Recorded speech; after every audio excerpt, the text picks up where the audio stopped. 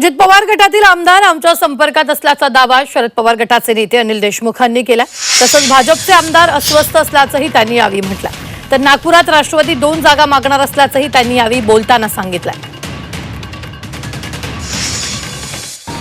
अनेक आमदार माननीय पवार साहेबांच्या संपर्कात आहे, माननीय जयंत पाटलींच्या संपर्कात आहे, अनेक आमदार आमच्या संपर्कात आहे आणि याच्यातल्या कोणाला घ्यायचं आणि कोणाला नाही घ्यायचं त्याच्यात सरसकट कुणी घेणार नाही, पण कोणाला घ्यायचं कोणाला नाही घ्यायचं हे सर्व नेते मंडळी एकत्र बसून त्याचा निर्णय पवार साहेबांनी चर्चा करून ठरवतील।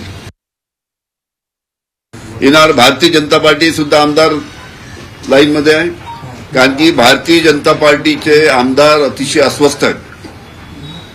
105 आमदार भारतीय जनता पार्टीचे निवडून आलेत, पण सरकारमध्ये जर पाहिलं तर एकनाथ शिंदेचे आमदार पक्षामध्ये त्यांच्या येतात आणि मंत्री बनतात। इकडे अजितदादाचे आमदार त्यांच्याबरोबर सरकारमध्ये सामील होतात, त्यातले मंत्री बनतात आणि या 105 मधले बिचारे मंत्री बनण्याचा वाट पाहून राहिलेत।